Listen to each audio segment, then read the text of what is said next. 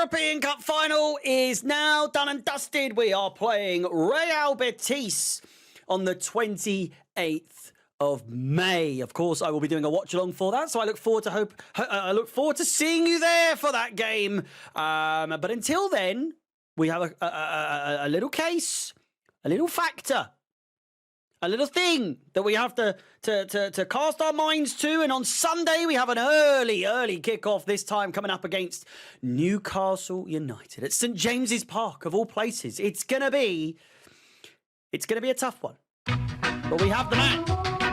The man! It's 10 o'clock! Shameless, I know. No, I'm still very much on the fence. I'm still very, very much on the fence. And I've seen people coming out in their droves after the Liverpool win, after the, getting us into a final, saying, you Maresca out haters, blah, blah, blah. Where are you now? I'm still here. Get him out! I'm joking.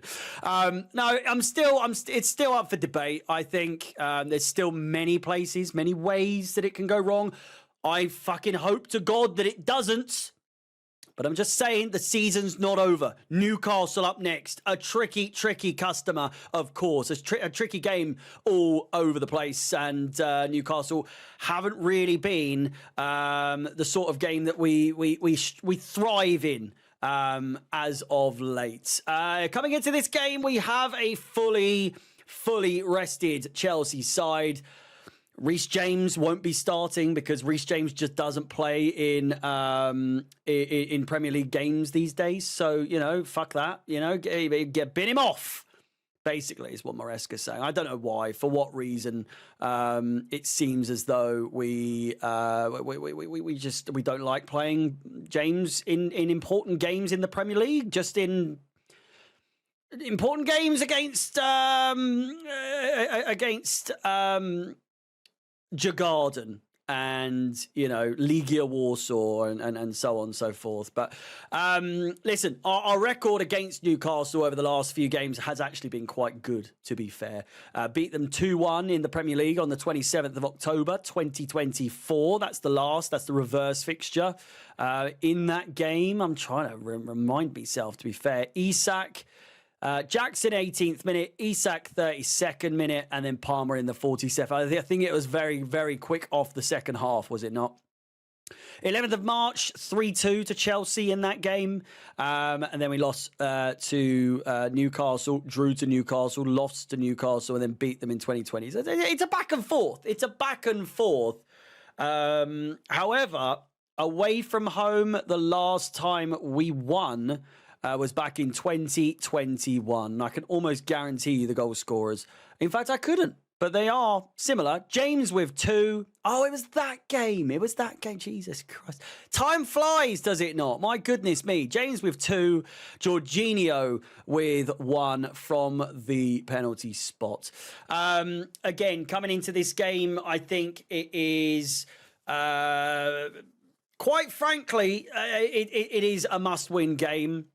Whilst I do think Manchester United will be a game that we win, I think their focus will be on the Europa League final. They're in the Europa League final against Tottenham. Obviously, they're playing the same day as Aston Villa. They've had their game pushed forward or back to play against us. Not playing against us, Tottenham. Tottenham versus Villa, I guess. I think that's it.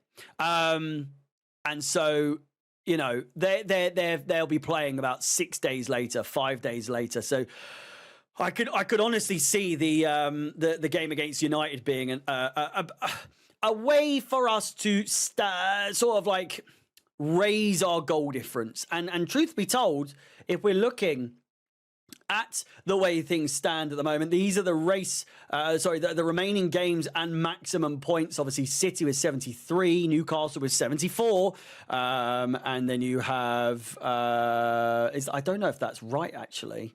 Is that right? Newcastle, who did they last play? They drew to Brighton. I might actually have that wrong.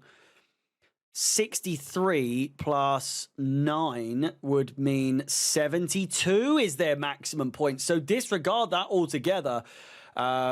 I was going to say, we're literally level on points and on goal difference. So it doesn't make any sense for that to be saying 74. That's a mistake on my part. But the rest is right. 72 for us, 70 for Forest, and 69 for Aston Villa. But they are still in their own right, creeping up the re. But again, for me, this game, it more or less, if it's a draw, it's still up for debate. But for me, whoever wins this game gets Champions League football, I think. It's maybe not mathematically, maybe not technically or whatever, but I just have a feeling that this game is absolutely massive in terms of whoever wins, you've got your Champions League spot. If we win, we just have to get maybe 2 points, maybe just a point, What would that be? That would be 67 points we would have. Villa might win all their games against 69 points. Forest could win all their games. They've got Leicester next. It's still very much up for debate as to who finishes where. But again, I would go back to that screen. But, in terms of Opta, 67.23 expected points for us, 67.59 for Newcastle, 70.17 for Man City. I think a lot of people are forgetting. They're not forgetting because they have been bringing it up a lot lately. But I think a lot of people are just sort of like assuming that Arsenal are done and they're cutting their dry and everything like that. But I genuinely think that Arsenal could drop down if the table is right here. I think it is. It is. Arsenal on 67 points. They've got Liverpool, who will not want to have lost 2 games in a row after winning the title.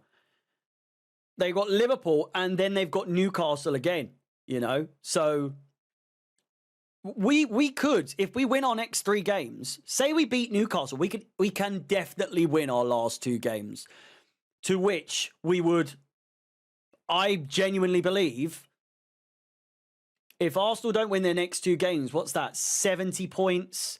If they get the next win, 73, 76 maximum points. Ours is 72. If they lose their next 2, and this is all hypothetical, of course, the max they could get is 73 if they were to win on their final day. So, Chelsea could still finish second. That's obviously supposing that Man City fall off a cliff as well. But either way, I think that the lineup is not going to be that. I think that I need to get my thing up. Hang on. It's the same as before. It's the same as before. I think the same way we lined up against Liverpool. I think the same way we lined up against Everton. Sanchez in goal. Caicedo at right back, kind of. Chalobah, Colwill, Cucurella, Enzo, Lavia, all 3 of the GOATs starting in this game, fully rested, fully ready to go. I think it's going to be an absolute masterclass from those 3. Madueke on the left, Neto on the right. Obviously, Madueke rested or didn't start against Djurgården. Sancho playing in that game. I think Palmer will start. I think Jackson will start. I don't think there's going to be any changes whatsoever. I genuinely can't. Looking at the players available or up for selection, I can't see it being any other way. We know it works. We know what we can produce when we are playing in that formation, in that style of play. So I'm really going to be surprised if we see anything like James getting put in this team. Just stick to what you know at this point. I know, and again, I keep banging on about that, but Maresca said, why would we change what we've already got? Let's stick to what we know. It worked before. It will work again. In this context, it works. You changed it. You changed it to this, or back to this formation that we had earlier in the season when Lavia was fit. The fact you changed to this now, Maresca, I applaud you. It was the right decision. It happened at the right time, and you've absolutely done. You've smashed it by doing such a thing. I would say now, practice what you preach and don't change a thing. Do not change a thing. Now, obviously, our away record this season has been pretty diabolical, and our away record against Newcastle over the last couple of years hasn't been good at all.